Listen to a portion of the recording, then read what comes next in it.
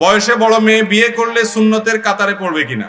কোন ছেলে যদি কোনো মেয়েকে বিয়ে করে, সে মেয়ের বয়সটা নিজের চাইতে বয়সে বেশি এরকম, অথবা যদি কোনো মেয়ে বিধবা হয়, তাকে বিয়ে করে, তালাক প্রাপ্তা, কিন্তু ভালো মানুষ, তার কোনো দোষ নাই, জামাই হয়তো, স্বামী হয়তো জালেম ছিল, তাহলে এরকম মেয়েকে বিয়ে করলে অনেক বড় সওয়াব হবে। আমাদের সমাজের কিছু অনাচার আছে।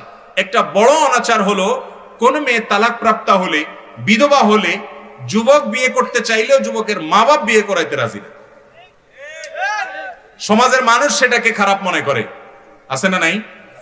অথচ একজন বিধবা নারী, তাকে যদি আপনি বিবাহ করেন এই জায়গা থেকে যে তার আশ্রয় দরকার আছে, তাহলে সেক্ষেত্রে এই বিবাহের কারণে, এই স্যাক্রিফাইসের কারণে, এই সহায়তামূলক মানসিকতার কারণে আপনার সওয়াব আরো অনেক বেশি হবে। নারীবাদী যারা নিজেদেরকে নারীবাদী বলে দাবি করে, তাদেরকে দেখবেন এরা আসলে নারীবাদী না, এরা হলো শুধু তরুণীদের জন্য, বয়সে কম সুন্দরী মেয়েদের জন্য তাদের সমস্ত আয়োজন।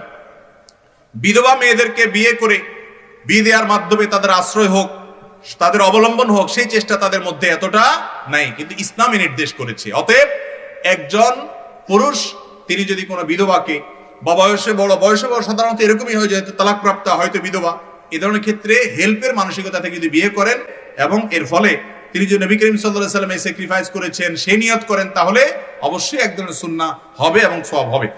ছেলেরা